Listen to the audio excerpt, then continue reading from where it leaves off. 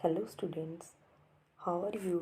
आई hope कि आपकी तैयारी बहुत अच्छे से चल रही होगी। और आज हम इस वीडियो में हिस्ट्री के जो मोस्ट इम्पॉर्टेंट क्वेश्चंस हैं उनको डिस्कस करेंगे। और मैं दावा कर सकती हूँ कि 99% क्वेश्चंस इसमें से आपके कवर हो जाएंगे। और आपको ये वीडियो पूरी देखनी है ताकि आपका कोई भी क्वेश्चन मिस ना हो पाए।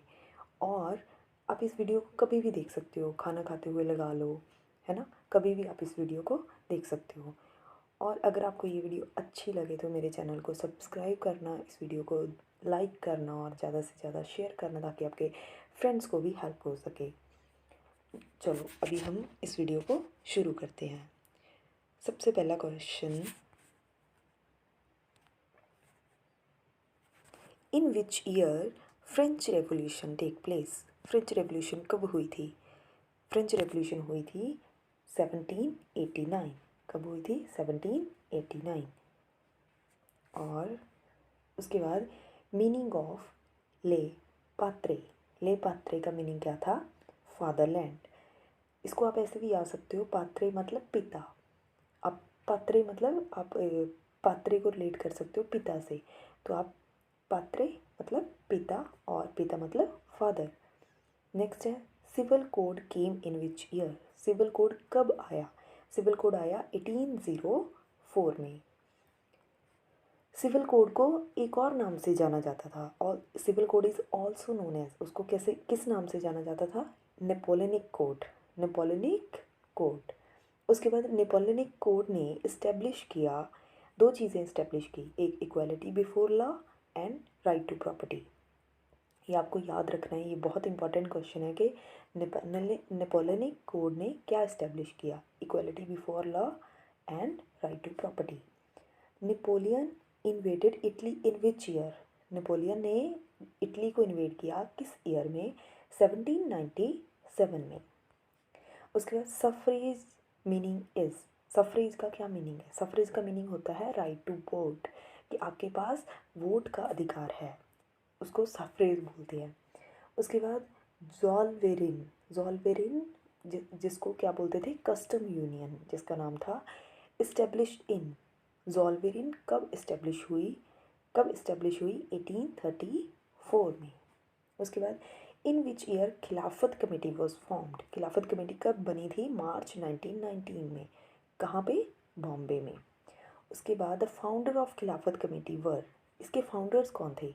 दो ब्रदर थे, एक मोहम्मद अली, एक Shaukat Ali.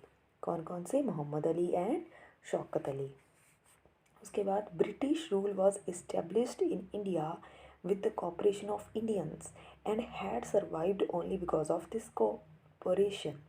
This was written by Mahatma Gandhi in which book? महात्मा गांधी ने ये चीज़ बोली थी कि ब्रिटिश रूल इंडिया में इस्टेब्लिश हो पाया with the corporation of Indians, with the cooperation of Indians. यहाँ पे कोऑपरेशन आना था, कोऑपरेशन, ये गलत लिखा हुआ है, यहाँ पे ओ भी आना था, ठीक है, कोऑपरेशन। तो मतलब ब्रिटिश रूल इस्टेब्लिश हुआ इंडिया में, कोऑपरेशन ऑफ इंडियंस की कोऑपरेशन से ही इस्टेब्लिश हुआ। और ये सर्वाइव भी इसीलिए कर रहा है क्योंकि इंडियंस कोऑपरेट कर रहे हैं। अगर इंडियंस कोऑपरेट करना छोड़ दें, उन्होंने बोला था कि 1 ईयर के अंदर अंदर हमें क्या मिल जाएगा? 1 ईयर के टाइम में हमें आज़ादी मिल जाएगी। So this was written by Mahatma Gandhi. Mahatma Gandhi ने ये चीज़ लिखी थी किस बुक में? हिंद स्वराज। कब लिखी थी? 1909। ये आपको याद रखना है। आपको ऐसे स्टेटमेंट वाले क्वेश्चंस पहले भी पूछे गए हैं, अब भी पूछे जा सकते हैं। Next question, non cooperation operation was adopted on which date. Non cooperation movement जो स्टार्ट हुई थी उसके लिए कांग्रेस ने अडॉप्ट किया था उसको, कि हम नॉन कोऑपरेशन मूवमेंट करेंगे। वो कब अडॉप्ट किया था? दिसंबर 1920 में। कौन सा सेशन हुआ था? नागपुर सेशन। उसके बाद next question, non cooperation movement begins इन। तो नॉन कोऑपरेशन मूवमेंट हमने देखा था, उस ऑपरेशन को अडॉप्ट किया दिसंबर में, और ये बिगिन हुई थी जनवरी 1920 में। उसके बाद औद किसान सभा वॉज फाउंड ऑन। औद किसान सभा फाउंड हुई थी अक्टूबर 1920 में। उसके बाद इसके फाउंडर थे जवाहरलाल नेहरू, बाबा रामचंद्र। कौन कौन फाउंडर थे? Jawaharlal Nehru and Baba Ramchandra. Next question, in Gudem hills Andhra Pradesh में, name the person who believe that he had special powers. कौन पर्सन था जो ये मानता था कि उसके पास स्पेशल पावर्स हैं? वो था अलूरी सीताराम राजू। क्या नाम था उसका? अलूरी सीताराम राजू। उसके बाद Chauri Chaura incident take place in, यही सभी को पता होगा कि चौरी चौरा इंसिडेंट जो हुआ था वो कब हुआ था? फरवरी 1922 में।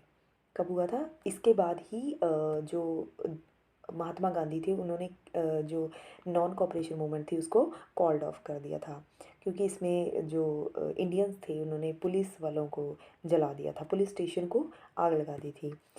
तो ये चौरी चौरा इंसिडेंट कब हुआ था? फरवरी 1922 में। कहाँ पे हुआ था? गोरखपुर, यूपी में। उसके बाद next question, withdrawal of non cooperation movement. तो गांधी जी ने नॉन कॉपरेशन मूवमेंट कब विदड्रॉ की? चौरी चौरा इंसिडेंट हुआ फरवरी 1920 में। उसके बाद उन्होंने नॉन कॉपरेशन मूवमेंट को विदड्रॉ कर लिया फरवरी में ही 1920 में। उसके बाद Swaraj party was formed by. Swaraj party किन्होंने फॉर्म की थी? Motilal Nehru and C R Das. किन्होंने की थी? Motilal Nehru and C R Das, इसको याद रखना। उसके बाद defeat of Napoleon in, Napoleon की हार कब हुई थी? 1815 में।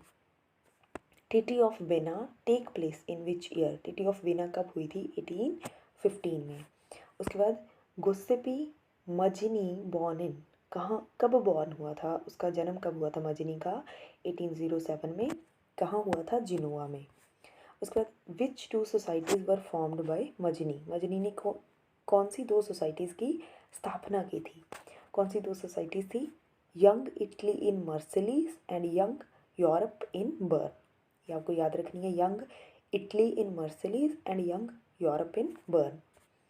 उसके बाद ट्रीटी ऑफ कॉन्स्टेंटिनोपल, ये कब हुई थी? ये भी इंपॉर्टेंट क्वेश्चन है, ये आ सकता है। ट्रीटी ऑफ कॉन्स्टेंटिनोपल कब हुई थी? 1832 में, जिसने इस्टेब्लिश किया था ग्रीस को एज अ इंडिपेंडेंट नेशन। जिसने इस्टेब्लिश किया था ग्रीक को एज अ इंडिपेंडेंट नेशन। और कब हुई थी? 1832 में। Balkan area was under the control of, Balkan area किसके कंट्रोल में था? Ottoman empire. Mahatma Gandhi returned in India in which year? Mahatma Gandhi India वापस आए किस ईयर में? जनवरी 1915 में महात्मा गांधी इंडिया वापस आए थे। कहाँ से आए थे? साउथ अफ्रीका से। कब आए थे? जनवरी 1915 में। उसके बाद next question, the idea of satyagraha emphasis on. Satyagraha का आइडिया क्या क्या है? The power of truth and the need to search for truth. Power of truth, सच्चाई की पावर क्या है? And need to search for truth, truth को सर्च करने की क्या ज़रूरत है? यही आइडिया है सत्याग्रह का, जिसको फॉलो किया गांधी जी ने। Next question, Champaran movement happened in which year? Champaran movement सबसे पहली मूवमेंट थी जब गांधी जी इंडिया वापस आए थे। चंपारण मूवमेंट ये कहाँ पे हुई थी? किस ईयर में हुई थी? ये कहाँ पे हुई थी? बिहार में 1916 में। क्यों हुई थी? Against oppressive plantation system. जो ऑपरेसिव प्लांटेशन सिस्टम था कॉलोनियल गवर्नमेंट का, उसके अगेंस्ट हुई थी। उसके बाद question number 28, Kheda satyagraha take place in which year? Kheda satyagraha कब हुआ था? 1917 में। 1916 में देखो चंपारण मूवमेंट, 1917 में खेड़ा सत्याग्रह। इसमें क्या हुआ था? Peasants affected by crop failure and plague epidemic and not, जो पीसेंट्स थे वो अफेक्ट हुए थे, एक तो क्रॉप फेलियर हो गया था, दूसरा plague epidemic, and not able to pay revenue, तो वो रेवेन्यू को पे नहीं कर पा रहे थे। सो वो डिमांड कर रहे थे कि हमारी जो रेवेन्यू कलेक्शन है उसको माफ़ कर दिया जाए, जो मतलब हमारे टैक्सेस हैं वो माफ़ कर दिया जाए। तो इसके लिए उन्होंने सत्याग्रह किया था। कब हुआ था? 1917 में।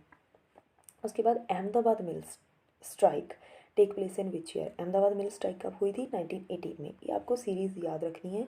सबसे पहले 1916 में चंपारण मूवमेंट, 17 में खेड़ा सत्याग्रह और 18 में अहमदाबाद मिल स्ट्राइक। आप इसका कोई मतलब कुछ बना के भी याद कर सकते हो, जैसे CKA, और जैसे च ख अह च ख ऐसे भी याद कर सकते हो, ठीक है। इसको याद कर लेना कि जब सबसे पहले चंपारण मूवमेंट, फिर खेड़ा सत्याग्रह, फिर अहमदाबाद मिल स्ट्राइक। उसके बाद question number 30, Rowlatt act came in. Rowlatt act कब आया था? 1919 में। उसके बाद question number 31, Jallianwala Bagh massacre take place in. Jallianwala Bagh जो मैसेकर था वो कब हुआ था? 13 अप्रैल 1919 को, जिस दिन बैसाखी का दिन था। उसके बाद ऑर्डर वॉज गिवन, जो जलियांवाला बाग अमृतसर में फायरिंग का जो ऑर्डर था, गोली चलाने का ऑर्डर था, वो किसने दिया था? जनरल डायर ने। उसके बाद question number 32, Simon commission arrived in, Simon commission कब पहुंचा था? 1928। कहाँ पे पहुंचा था? इंडिया में ऑब्वियसली, ठीक है। उसके बाद क्वेश्चन नंबर 33, डिमांड फॉर पूर्ण स्वराज इन विच ईयर, जो पूर्ण स्वराज की डिमांड की थी जवाहरलाल नेहरू ने, वो कब की थी? दिसंबर 1929 में। कौन सा कांग्रेस का सेशन था? लाहौर सेशन। किसने की थी? जवाहरलाल नेहरू ने, ठीक है। उसके बाद डांडी मार्च स्टार्ट फ्रॉम विच प्लेस, डांडी मार्च जो स्टार्ट किया था महात्मा गांधी ने, वो कहाँ से शुरू किया था? साबरमती आश्रम से। और कब शुरू किया था? 12 मार्च 1930 को। और वो 6 अप्रैल को साबरमती आश्रम से 12 मार्च से को चले। देखो मैं इसको समझाती हूँ। उन्होंने क्या किया? वो 12 मार्च को चले और फिर वो 6 अप्रैल को पहुँच गए। 12 मार्च को वो कहाँ से चले? साबरमती आश्रम से। और कहाँ पहुँचे? डांडी, ठीक है, 6 अप्रैल को। उसके बाद फिर 6 अप्रैल को उन्होंने सिविल डिसोबीडियंस मूवमेंट, मतलब लॉ सॉल्ट बना के खुद से लॉ तोड़ दिया था, जिसको उन्होंने, मतलब यहाँ से स्टार्टिंग हो गई थी सिविल डिसोबीडियंस मूवमेंट की। अब बिगेन सिविल डिसोबीडियंस मूवमेंट, यहाँ से स्टार्टिंग हो गई थी सिविल डिसोबीडियंस मूवमेंट की। उसके बाद इन which year Gandhi Irwin pact was signed, Gandhi Irwin pact कब साइन हुआ था? 5 मार्च 1931 को। उसके बाद FICCI was formed in which year? FICCI, FICCI, इसकी फुल फॉर्म क्या है? Federation of Indian chamber of commerce and industry, मैंने यहाँ लिखा हुआ है। उसके बाद ये कब फॉर्म हुई थी? 1927 में। और इसका फाउंडर कौन था? पुरुषोत्तम दास ठाकुरदास एंड GD बिरला, ये दोनों इसके फाउंडर थे। और इसकी ये फॉर्म हुई थी 1927 में, और इसकी फुल फॉर्म ये रही, federation of Indian chamber of commerce and industry. उसके बाद next question, depressed classes association was formed in, depressed classes association जो थी वो फॉर्म हुई थी 1930 में। किसने की थी? BR अम्बेडकर ने। उसके बाद Poona pact was signed in, Poona pact कब साइन हुआ था? सितंबर 1932 में। और किसके बिटवीन हुआ था? गांधी जी एंड BR अम्बेडकर, ये भी याद रखना कि गांधी जी और BR अम्बेडकर के बीच में हुआ था, ठीक है। उसके बाद आनंद मठ वॉज रिटन बाय, आनंद मठ किसने लिखी थी? बंकिम चंद्र चट्टोपाध्याय। और कब लिखी थी? 1817 में। और वंदे मातरम सॉन्ग था वो आनंद मठ से लिया गया था। उसके बाद who printed famous image of Bharat माता, भारत माता की इमेज किसने प्रिंट की थी? अवनिंद्रनाथ टैगोर, ठीक है। उसके बाद question number 41, corn laws imposed by, corn laws किसने इम्पोज किए थे? ब्रिटेन में। उसके बाद क्वेश्चन नंबर 42, रिंडर पेस्ट जो कैटल प्लेग थी वो स्प्रेड हुई थी अफ्रीका में कौन से ईयर में? 1890 में, 1890s के अराउंड, मतलब 1890s के अराउंड। उसके बाद first world war begin in, first world war कब हुई थी? अगस्त 1914 में। उसके बाद ग्रेट डिप्रेशन, ग्रेट डिप्रेशन कब आया था? वैसे ये वेरी किया था countries to countries, but mainly अगर आपको क्वेश्चन आ जाए तो आप कौन सा मार्क करोगे? ईयर 1929। उसके बाद during great depression countries were taking loan, कहाँ से लोन ले रही थी? वेरी इजी, USA से। उसके बाद which economist thought that Indian gold exports promoted global economic recovery, so Indian gold exports जो प्रमोट करेंगे ग्लोबल इकोनॉमिक रिकवरी को, ये किसने बोला था? ये बोला था जॉन मेनार्ड केनीज।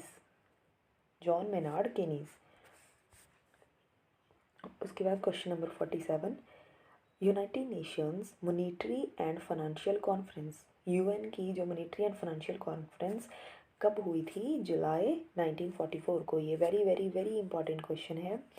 जुलाई 1944 को कहाँ पे हुई थी? ब्रेटन वुड्स, न्यू हैम्पशायर और USA में।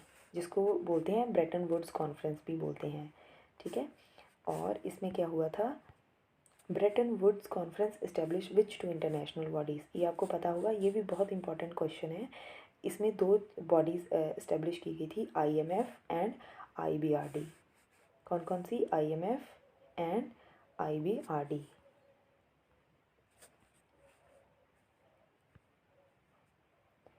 IMF and IBRD।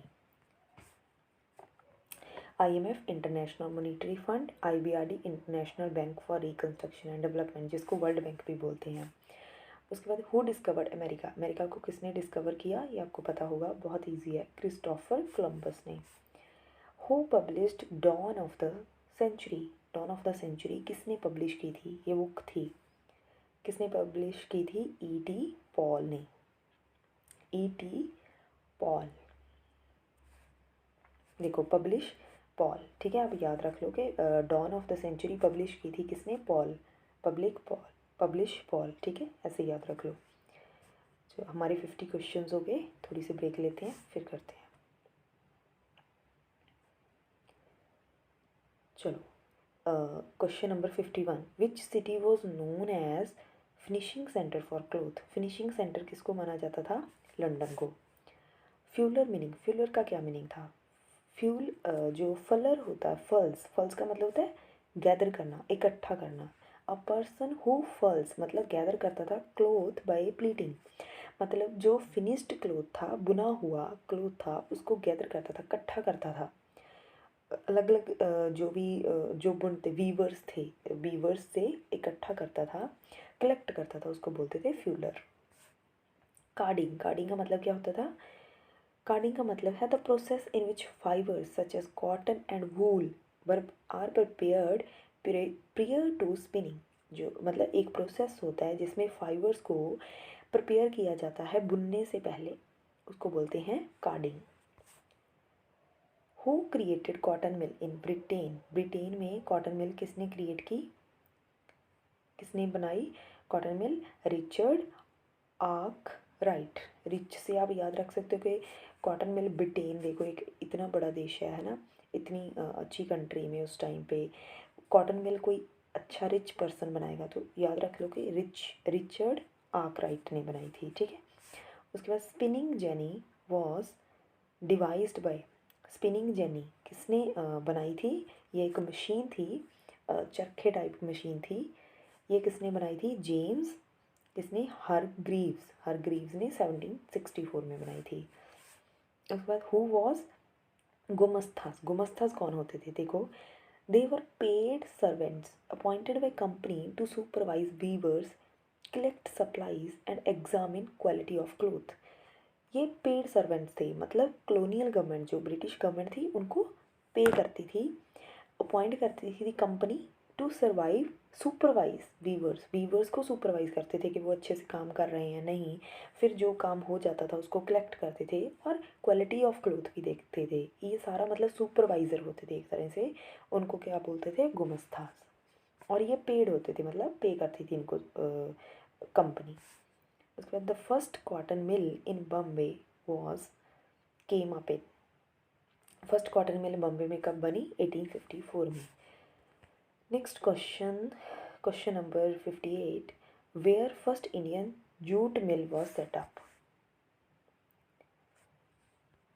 कहाँ पे बनी थी first Indian jute mill, Calcutta में 1917 में। आप याद रखो कि कलकत्ता में ही जो हमारा यहाँ पे ये एरिया हो गया, ये वाला एरिया, यहाँ पे ही ज़्यादा जूट होती है, तो फर्स्ट जूट मिल बनेगी तो यहाँ पे ही, यहाँ से याद रख सकते हो। और कब बनी थी, 17 में सॉरी। उसके बाद where was earlier print technology developed, earlier print technology कहाँ पे आई थी, चाइना में। चाइना के बाद चाइना से कहाँ गई थी, जापान, जापान कौन लेके गए थे, बुद्धिस्ट मिशनरीज। देखो यही क्वेश्चन है, who introduced hand printing technology in Japan, Japan में कौन किसने इंट्रोड्यूस की, बुद्धिस्ट मिशनरीज, बुद्धिस्ट जो मिशनरीज थे उन्होंने की, वो चाइना से लेके गए, कब लेके गए थे, AD 768 टू 770 के अराउंड, ठीक है। उसके बाद which was oldest Japanese book, और उन्होंने फर्स्ट बुक जो प्रिंट की थी वो कौन सी थी, बुद्धिस्ट बुक थी वो डायमंड सूत्रा। उसके बाद Edo was earlier name of which city, Edo किस सिटी का नेम था कि एडो बोलते थे उस सिटी को पहले, कौन सी सिटी को, टोक्यो को।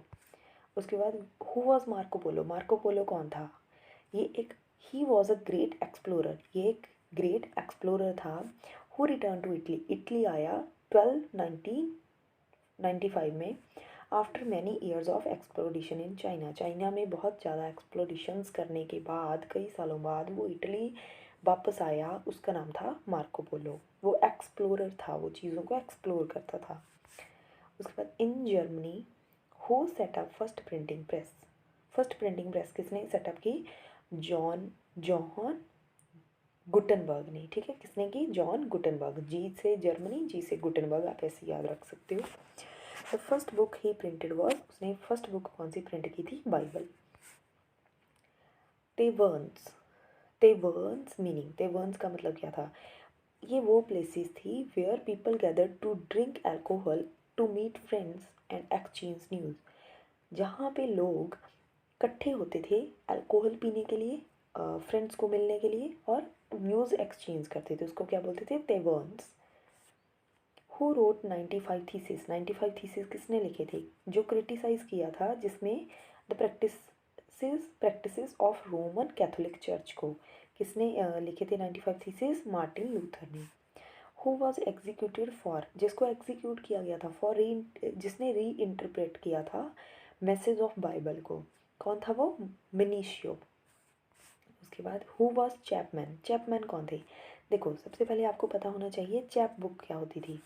चैप बुक होती थी पॉकेट साइज बुक्स, मतलब जो स्मॉल साइज बिल्कुल छोटी सी ऐसी ऐसी बुक्स होती थी, उनको बोलते थे चैप बुक।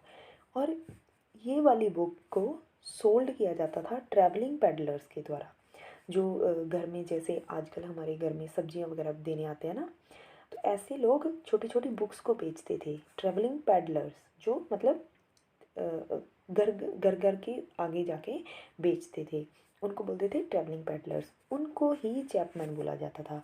जो ये छोटी छोटी बुक्स को घर घर जाके बेचते थे, उनको बोलते थे Chapman.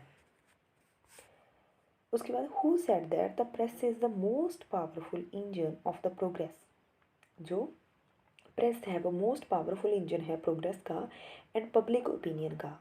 Public opinion is the force, उन्होंने बोला पब्लिक ओपिनियन फोर्स है that will sweep despotism away, जो डेस्पोटिज्म को ख़त्म कर सकती है। किसने बोला था ये, लुइस सेबेस्टियन मर्सियर, आपको सिंपल याद रखना है कौन था वो, मर्सियर।